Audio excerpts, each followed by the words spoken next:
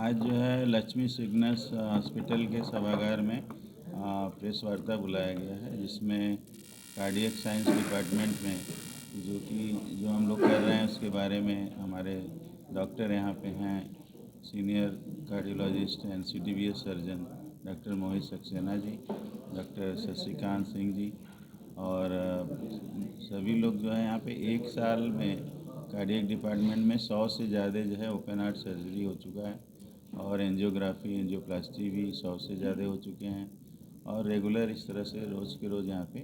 और इसके अंतर्गत जितने आयुष्मान कार्ड धारक जो हैं उनका भी निःशुल्क और CM फंड से जो रिलीफ मिलता है मरीज़ को जो क्रॉनिक पेशेंट हैं कार्डियक, उसका भी इलाज जो है यहाँ पे सफलतापूर्वक किया जा रहा है।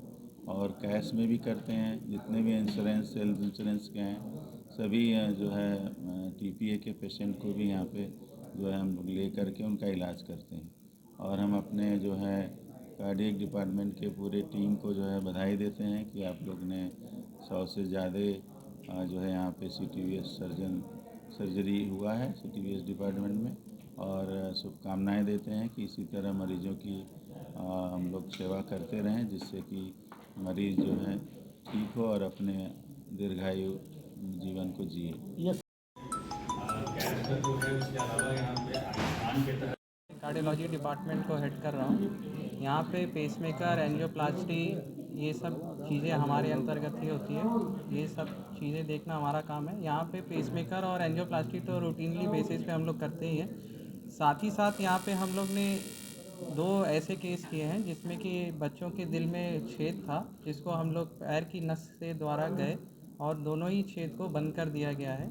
छेद को बंद करने के लिए ना ही पेशेंट को बेहोश करना पड़ा, ना ही किसी टाँके की ज़रूरत पड़ी और अगले दिन से ही पेशेंट चल रहा था और कम्प्लीटली पेशेंट का दिल का छेद बंद हो गया। दोनों ही केस यहाँ पे आयुष्मान कार्ड से ही हुआ था।